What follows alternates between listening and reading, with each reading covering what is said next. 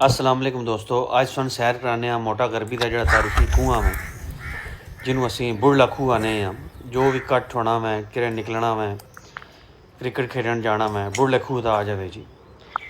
यह बुढ़ला खूह है जनाब। इतना हूँ शिकारी भी हुई है। सामने असी पिलकन पेड़ देख सकते हो। सज्जे पासे बुढ़ला खूह है। किसी दौर पूरा ग्रां इतों पानी भर के लैके जाना है।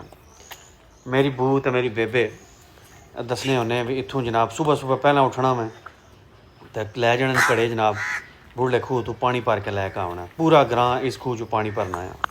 फिर उस तो बाद जनाब सैनो खूह वो शुरू होया तो फिर उस तो बाद बनया जोड़ा बट बरादरी का खूह है।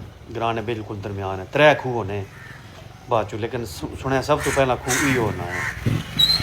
सामने अस देख सकते हो जनाब सज्जे पासे बच रवैना ने घर, खब्बे पासे हाई स्कूल है। तो इस तरह फिर सड़क जोड़ा है सड़क के एक गली खूह चल जानी तो डाजा भी पाई जी। इतने स्कूल ने सामने खलोती होनी। जिन्हें जिन्हें दिने जाना है आज लतीफ रानी डाज जान वास्ते तैयार है, आ जाओ।